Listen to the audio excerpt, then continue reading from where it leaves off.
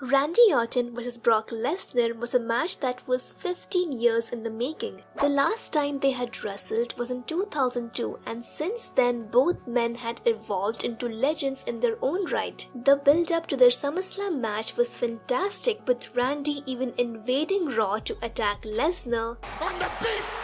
Oh my God! As the main event arrived, Lesnar asserted dominance for a significant portion and maintained the expectation of a fiercely competitive match. However, the match's conclusion was controversial when Lesnar delivered a vicious blow to Randy's head. Brock's actions left fans pondering to wonder whether he had lost control or was it the part of the original plan. Oh my God! There was little to no excitement when it was announced that Goldberg and The Undertaker would face each other for the first time ever. As expected, the main event of Super Showdown 2019 was one of the most difficult matches to ever watch. It didn't help that Goldberg suffered a concussion very early on, and a poorly executed jackhammer that nearly broke Undertaker's neck abruptly concluded the match with an unfortunate chokeslam. After the bell, Undertaker was visibly upset at the match. It was quite simply awful, being among the most unsafe matches of all time. Both Undertaker and Goldberg were so upset with this match that they went on to have redemption matches that same year, with Undertaker competing at Extreme Rules alongside Roman Reigns and Goldberg at SummerSlam. Although categorizing the Shawn Michaels vs Hulk Hogan match as uncomfortable might be a stretch, but still, with the amount of times Shawn oversold almost every move, he nearly risked himself even getting injured by throwing himself over the rope. I don't think that Michaels has the streak or the body weight. Originally planned as a face vs face match, Michaels wanted a battle of respect, but Hogan refused, leading Shawn to turn heel even though he didn't want to. On a man! Oh! What the? And on top of that, Hulk Hogan even refused to lose to Shawn Michaels, leading to a disrespected Shawn making a mockery of Hogan. Hogan would hit him and HBK would fly across the ring, flip over the ropes, or bounce around like a madman. Michaels continued to clown around the ring until Hogan secured his victory.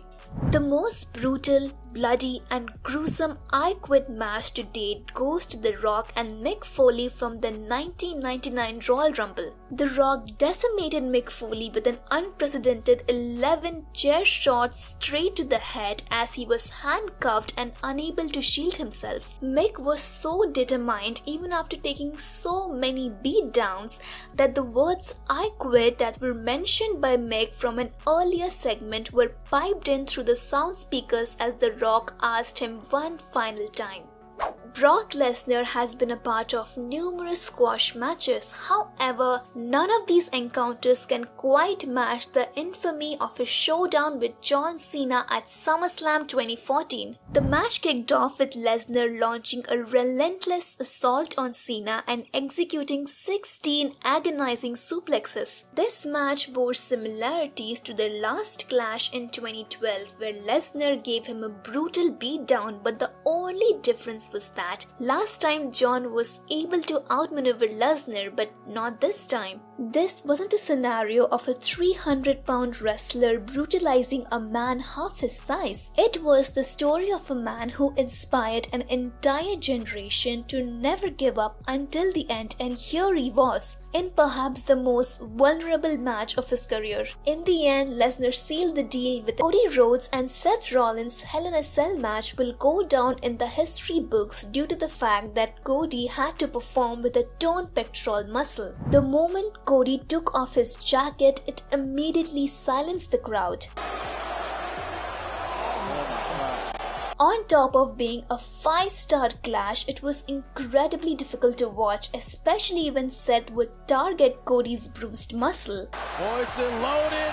Right through the table goes Cody Rhodes. This was a terrific cell match with both Cody and Seth creating magic. No wrestling fan can forget the iconic shot of Undertaker throwing Mankind from the top of the Hell in a Cell cage. Look out!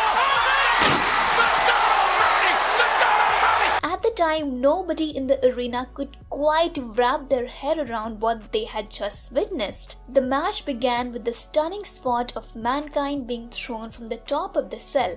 You're kidding me! In the hell is he standing? Only for him to come back to the ring and once again climbing the structure. On the other side, there's...